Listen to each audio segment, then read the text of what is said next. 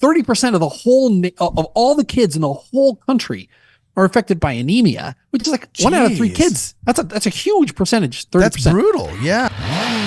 This is gonna be the best day ever.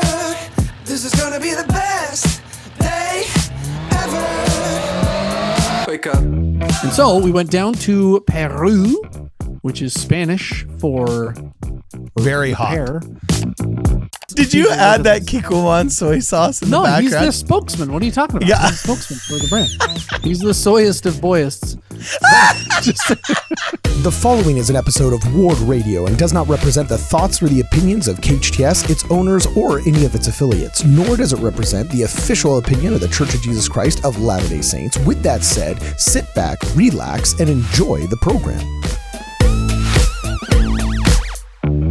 Welcome, ladies and gentlemen, back to Ward Radio. I'm your host, Cardinellis. Today I'm joined via Zoom by Jonah Barnes, the Associate Professor of All Things Apocryphal.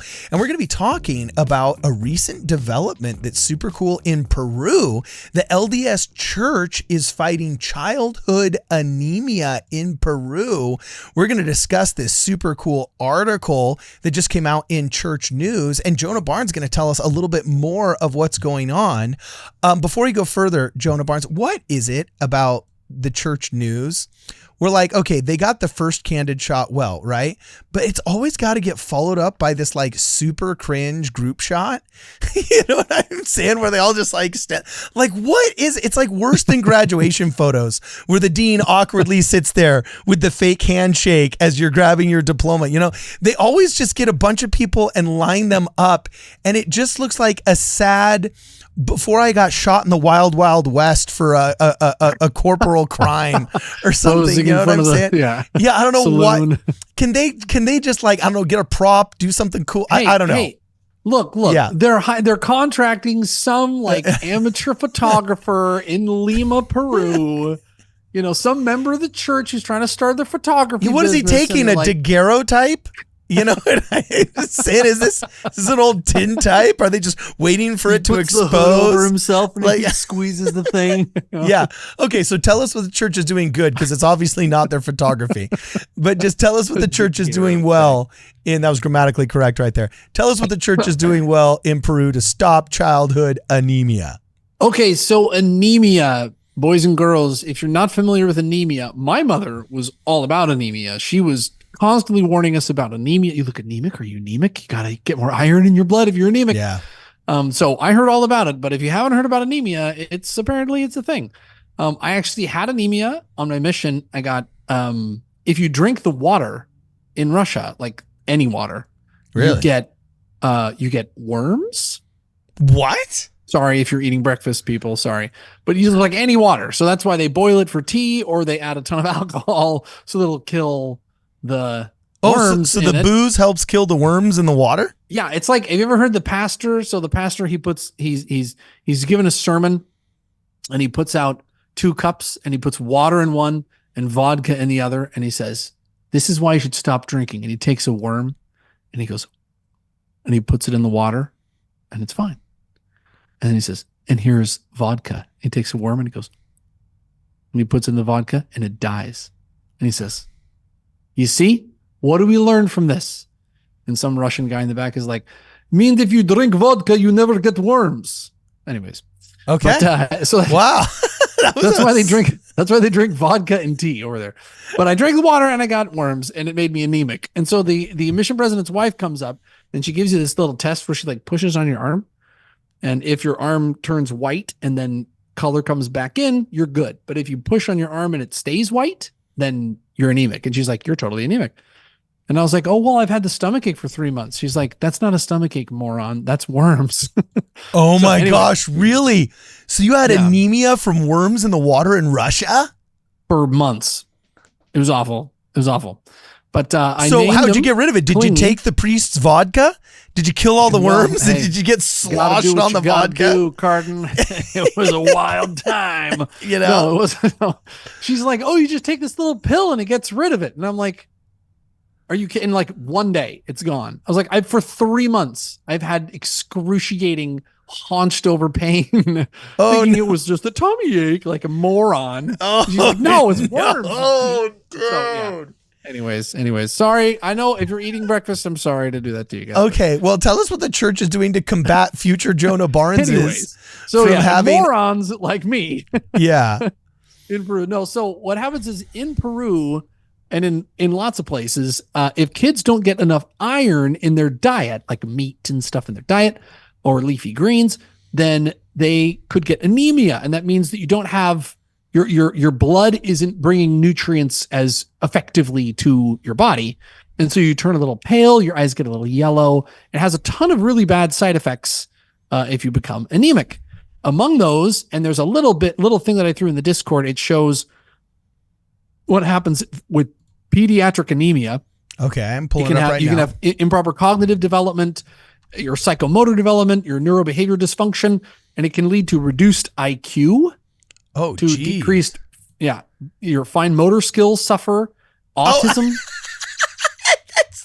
You put in a picture. Look, Carden, this is an example of what anemia can do. Okay, and look into this. Look into Zelf's eyes. Does it turn you into a soy boy? Is that what you're saying? I couldn't resist. It popped right into my head. I was like, when I think of like, I just trusted you, and I started pulling up all of the stuff that you placed in the Discord. A Peruvian kid. And the next thing you know is I've got a swashbuckling pirate on the bottom half of the face with, like a crew cut missionary top on the top of the face, playing a very tasteful ballad, it looks like, on the guitar. In front of the Kikkoman soy sauce brand. So this is this. Did you add that Kikkoman soy sauce in the background? No, he's their spokesman. What are you talking about? Yeah. He's the spokesman for the brand. He's the soyest of boyists. Look. I've never heard the term the soyest of boyist. Are you kidding me? That's hilarious. Yeah. So, okay. Anyways, Well, back to anemia, bro. Someday we're going to get to Peruvian anemia. Exactly. But this is the face of anemia, the damage anemia can do. Look, people, look at this. Look into his eyes. This is the damage that it can do. Peruvian actually, children. he looks very well rested, and looks actually quite healthy in this picture. I think he looks super pale. I think he looks like the undead. He is kind of matching the door a little bit. We don't say undead, we say Twilight, and there's many girls that think it's handsome now. He's like ex-Mormonism's Timothy Chalamet. You know what I'm saying? He probably makes him swoon wherever he goes. He's like the Robert Pattinson and I give these guys credit. At least they come out with an occasional humorous music video. I invited him to come on the show once. Did you know that? Oh, really? Yeah, they didn't want to. Never got a response. Who knows? Maybe they didn't even see it. What a shock. Maybe they didn't even see it. I don't know. We'll give him, we kind of, we give him the benefit of the doubt until we have no reason to, right? I haven't pursued that one as much, but hey, here it is right now. Come on the show. If you guys want to come on the show, you're invited. Yeah. So, anyway, that's hilarious. We've gone down 7 rabbit holes back to the church. Back to the church. So the church, when it finds a charity that actually does what it says it's going to do, the church holds on to it like grim death. And so the United Nations World Food Program in South America has some good people in it right now, and they're doing good things. So the church is like, we're going to be friends. And so we went down to Peru, which is Spanish for very hot. Pear. Okay. Very hot for very hot for a very hot pear. Yes. Okay. Very hot pear. Went down there and is helping with this initiative to get kids fortified rice. It's a rice that has iron in it and different foods that are going to help the children to get over their pediatric anemia. It affects a ton of people in Peru. It's like 30% of the whole of all the kids in the whole country are affected by anemia, which is like 1 out of 3 kids. That's a huge percentage. 30%. That's brutal. Yeah. Yeah, it's awful. So they go out into these settlements and they're teaching them about diet, and then they're giving them this fortified rice to try to help these kids, because if they suffer from severe anemia then by the time they grow up, the effects can permanently damage their development. Yeah, exactly. And so they especially target children under 3 years old, where it's the most important, and try to get these kids supplements and iron in their diet so that they can escape the long-term effects of severe anemia in Peru. So, Yeah, so this is really interesting. I was wondering, like, okay, well, what did they do, right?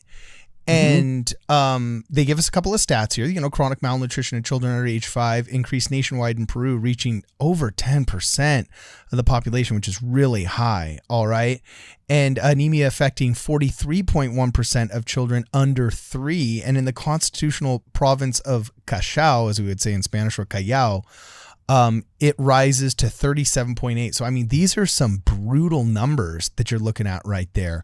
Yeah. But it looks like they've targeted 7 communities and 1,233 children, which is great. I mean, obviously, there's millions and millions and millions and millions that need help. That's just a drop in the bucket, but it's a very good start, right?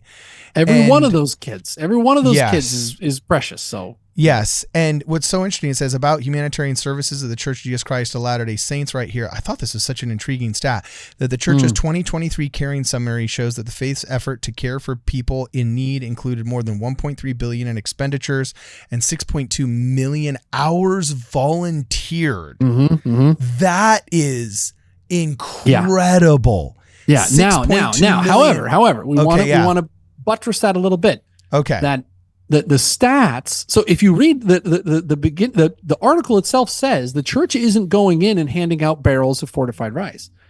The church is going into the provinces, talking to the local government officials, the people whose jobs it is to do this stuff anyways. And the church is saying, here's how you can do it better. Here's who you can partner with. Here's how you can get help from the World Food Program or wherever. Yeah. Here's how you can find the children who need it and helping them do their job better.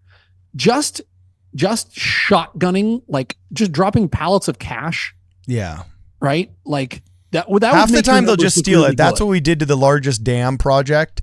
And by that, I mean dam as in DAM.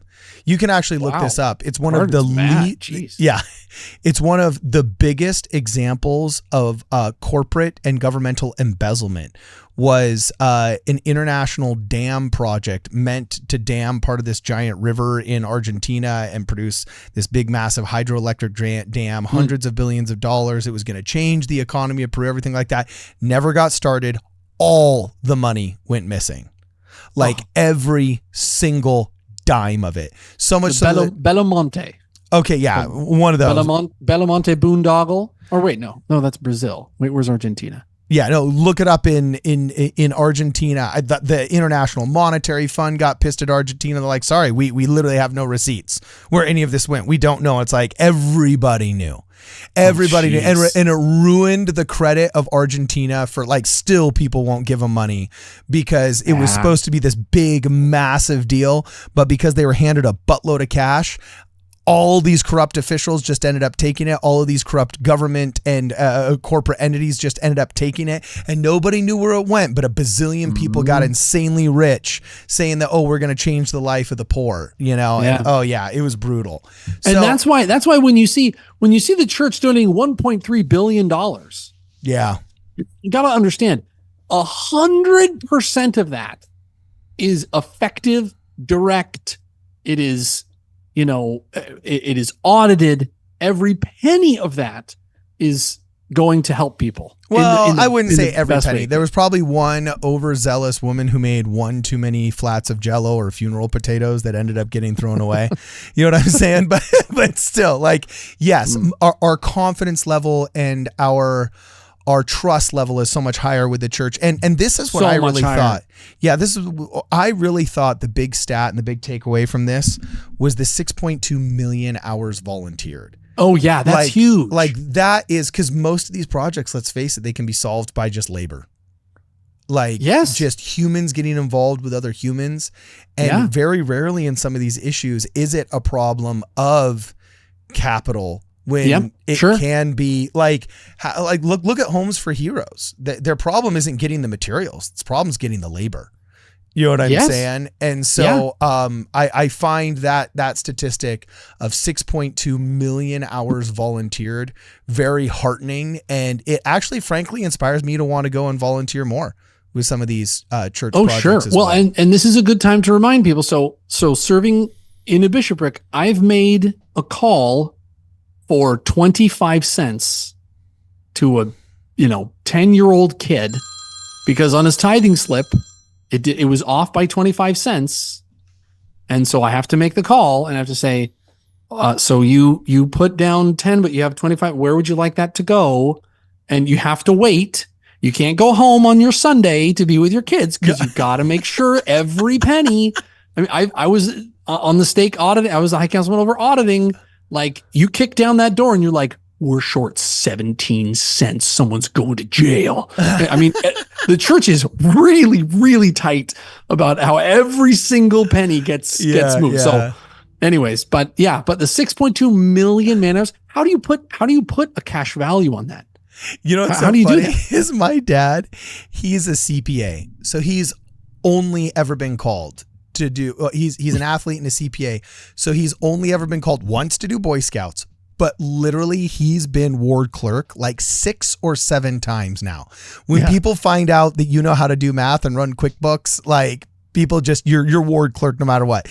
And I asked him one day, I was like, do you get kind of tired of it? And he's like, well, kind of now I am. He's like, the first couple of times I thought it was cool and it was right up my alley, but he's like, yeah, there's other things I'd like to do. So he like actually volunteers to play the piano in primary, volunteers to, play the piano in other places, but he always gets dumped on for this ward clerk job. And he had this super zealous stake clerk or whatever that sat in his same office when they were counting the tithing and everything like that. And he says this guy always prided himself on being like down to like the cent or whatever. And he said there's this one time where after calculating it 2 or 3 times, he was like, well, we're off by a penny. Like, we're off by a penny. Mm-hmm. I can't figure out where it came from. And he literally stayed there until like 5 o'clock that day, figuring out where that penny went. Right. And he said, bro, if it's at that, like he says, if it's within like $10, I'm just taking the money out and putting $10. Oh yeah. You know what I'm saying? He's like, if we're off by a $1, I am just giving the church an extra $1. Just whatever. Let me go home. I can go home. Yeah. Oh, that's I've seen that happen. I've seen that happen a few times. That's not how it should be done. It's not how it should be done. Dude, if we've crunched a bunch of numbers and there's like 10,000 tithing dollars in there and we're short by 52 cents, screw it. I'm writing a 52-cent check and I'm going home. All right. Yeah. But okay. Be precise. Be precise in your slips, people, because we have to get a hold of you.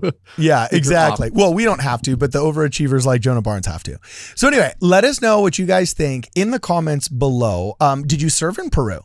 Do you see this as actually being kind of like an effective boots on the ground thing?